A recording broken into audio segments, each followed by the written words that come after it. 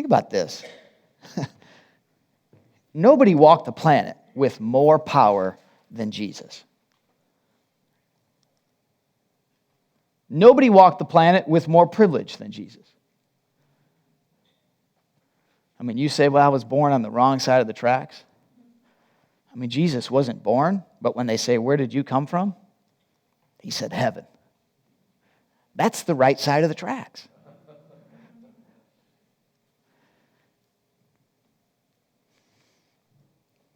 Again, stack him up against all the other religious gurus in history. Jesus demonstrated power. I mean, he demonstrated power in ways that, and you saw it here, they were amazed.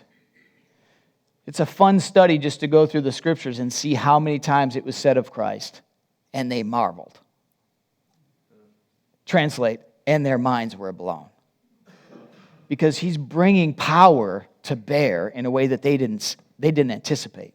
And in ways that they didn't understand, because the Romans exerted power too, but not the way Christ did. Jesus would speak to fig trees and they would wither. He would speak to winds and waves and they would cease. He would speak to fish and they would say, yes, sir, whatever you want. They would just do what he said to do. You think about it, he would speak to demons and they would flee. Jesus would speak to dead people and they would obey. I mean, wouldn't it be amazing if we obeyed our parents as much as dead people obeyed Jesus? Come on.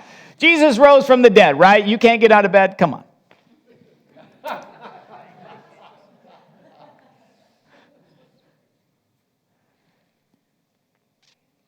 I don't know if there's an account of the scriptures where a dead person disobeyed Jesus' commands.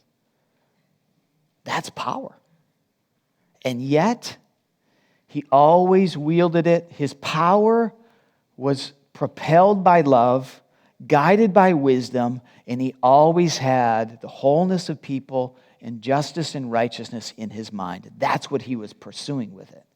You look at other religious gurus who wielded power, often military power, and instead of using it to help people, they used it to force conversions. And there are millions of people around the world today that are under religious oppression, not because their heart is captured by a Savior, but because they're forced to do it. And if they convert, there's a threat of death. That's a misuse of power. That's a misuse of power. Jesus never did that. He always was propelled by love and wisdom and the idea that I want to make people whole. And you can't do that by pure force.